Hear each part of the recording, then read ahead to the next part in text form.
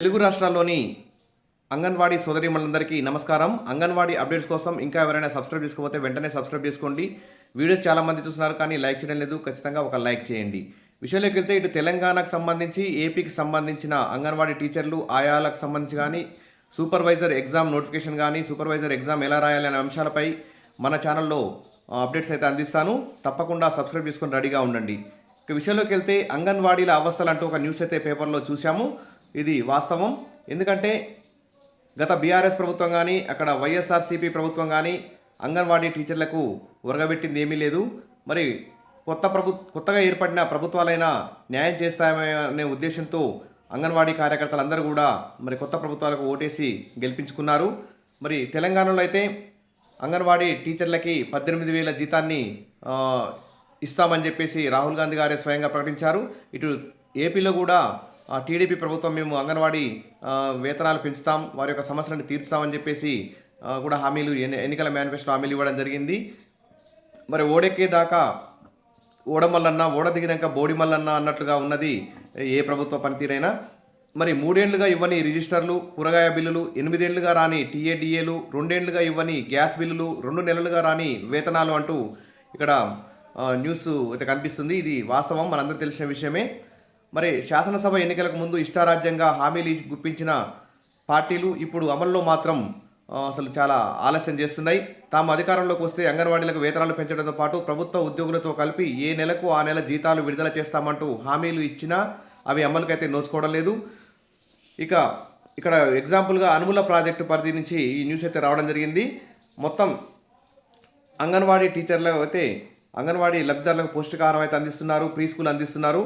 మరి వీరందరికీ 2015 నుంచి ఇప్పటి వరకు 8 ఏళ్లుగా టీఏడిఏ బిల్లులు రాలేదు, 3 ఏళ్లుగా కూరగాయ బిల్లులు, 2 ఏళ్లుగా గ్యాస్ బిల్లులు, 3 ఏళ్లుగా రిజిస్టర్లు ఇవ్వక గత ప్రభుత్వం ఇబ్బందులకైతే గురి చేసింది.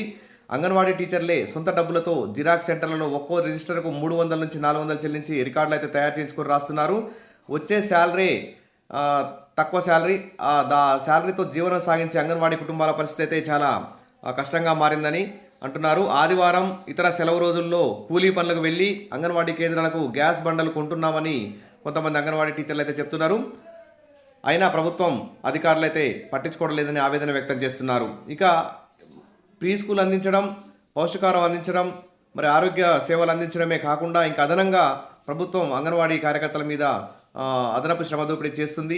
ఓటర్ నమోదు చేయడం, సర్వేలు, బిఎల్ఓ డ్యూటీలు, ఇంటింటికి సర్వేలు, ఇప్పుడు తెలంగాణలో అయితే మిషన్ భగీరథ సర్వే, ఎన్హెచ్టిఎస్ యాప్తో సర్వే, వివిధ ప్రభుత్వ పథకాలపై ప్రచారం, ఇలా అన్ని పనులు కూడా చేస్తున్నారు. వేసవిలో కూడా మండు టెండల్లో కూడా ఉదయం 8 గంటల నుంచి మధ్యాహ్నం 12 వరకు పనిచేశామని, ప్రభుత్వం శ్రమదోపిడికి పాల్పడుతుందని ఆందోళన వ్యక్తం చేశారు. మరి పనికి తగ్గ వేతనం కూడా లభించట్లేదు, పని గంటలు పెంచినా వేతనాలు పెంచడం లేదని, ఇచ్చే వేతనంలో గ్యాస్కు, రికార్డులకు, సెక్టార్ మీటింగులకు, పోషణ అభియాన్ వంటి చాలా కార్యక్రమాలకు అంగన్వాడీ టీచర్లే సొంత డబ్బులు ఖర్చు చేస్తున్నారని, అయినా ఏళ్లు గడుస్తున్న టీఏడిఏ, గ్యాస్, కూరగాయ బిల్లులు, రిజిస్టర్లు వంటి బిల్లులు మరి ఇవ్వకపోవడం గత ప్రభుత్వం చేసిన పెద్ద తప్పుగా భావిస్తున్నారు.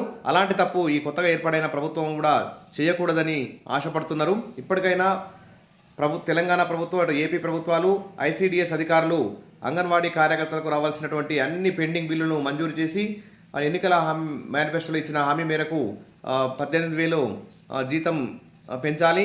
మినీ అంగన్వాడీలను మేనడులుగా మార్చారు, ఉత్తర్వులు కూడా జారీ చేయాలి. ఏపీలో కూడా కనీసం వైఎస్ జగన్ గారు అయితే తెలంగాణ కంటే ఒక 1,000 రూపాయలు ఎక్కువనే అంగన్వాడీ టీచర్లకు జీతం ఇస్తామని చెప్పారు. 5 ఏళ్ళు పూర్తయింది, అయినా కానీ అంగన్వాడీ టీచర్ల యొక్క వేతనాలు పెంచలేదు. ఏపీలో మరీ తక్కువగా ఉంది. ఏపీలో అంగన్వాడీ టీచర్ల, ఆయాల యొక్క వేతనాలు పెంచాల్సిన అవసరం అయితే ఉంది. తెలంగాణలో కూడా వేతనాలు పెంచాలి, అందరికీ కూడా కనీసం 26,000 వేతనం ఇవ్వాల్సినటువంటి అవసరం ఉంది. ఇక అంగన్వాడీ కేంద్రాల్లో ఇంగ్లీష్ బోధన, అంగన్వాడీ టీచర్లు చాలామంది 10వ తరగతి చదివిన వారే ఎక్కువ ఉన్నారు. వాళ్ళు 25 నుంచి 30 ఏళ్ళ వరకు నుంచి పనిచేస్తున్నారు. వారంతా ఇంగ్లీష్లో బోధించడానికి కొంచెం కష్టతరంగా మారింది. ఇప్పటికే 14 రకాల ఆన్లైన్ రిజిస్టర్లు, ఆన్లైన్లో యాప్లు ఉన్నాయి. అది ఎలా చేయాలో తెలియక వారికి నెలకు 2 నుంచి 3,000 ఇచ్చి బయట ప్రైవేట్గా ఆన్లైన్ చేయించుకుంటున్నారు. వచ్చే వేతనంలోనే గ్యాసు, రికార్డులు, వివిధ కార్యక్రమాలు, వీటన్నిటిని అంగన్వాడీల వేతనాలు సకాలంలో వేసినా వేయకున్నా, ఒక్కోసారి 2-3 నెలలకు వేతనాలు వేసినా వేయకపోయినా అప్పో సప్పో తెచ్చి సెంటర్లు నడుపుతున్నామన్నారు. ఇదంతా పొంబన లేక పొగబెట్టిన సామెత చందంగా ఉందని, మరి కాంగ్రెస్ ప్రభుత్వం అయినా పనితీరు అని అంగన్వాడీ టీచర్లు అయితే ఆవేదన వ్యక్తం చేస్తున్నారు.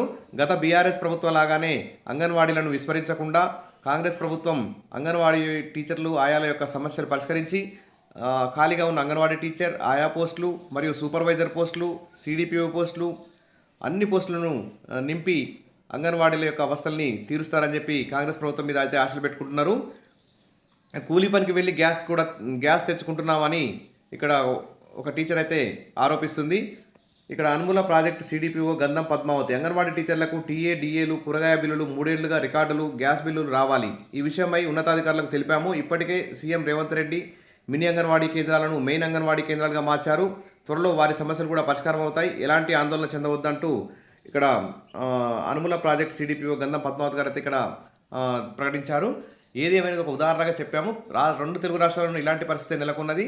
అంగన్వాడీలు అయితే చాలా అవస్థలు పడుతున్నారు. వారి కొత్తగా ఏర్పడిన ఇటు తెలంగాణ ప్రభుత్వం కానీ అటు ఏపీలో ఏర్పడిన కొత్త ప్రభుత్వాలు కానీ అంగన్వాడీల యొక్క సమస్యలు పరిష్కరించి వారికి కనీస వేతన 26,000 అమలు చేసి ప్రభుత్వ ఉద్యోగులు మాదిరిగానే ప్రతి నెల ఫస్ట్ తేదీన జీతాలు వేసి రిటైర్మెంట్ బెనిఫిట్ పెంచి వారికి పెన్షన్, గ్రాట్యుటీ తదితర సౌకర్యాలు కల్పిస్తే అంగన్వాడీ వ్యవస్థని గాడిలో పెట్టొచ్చు.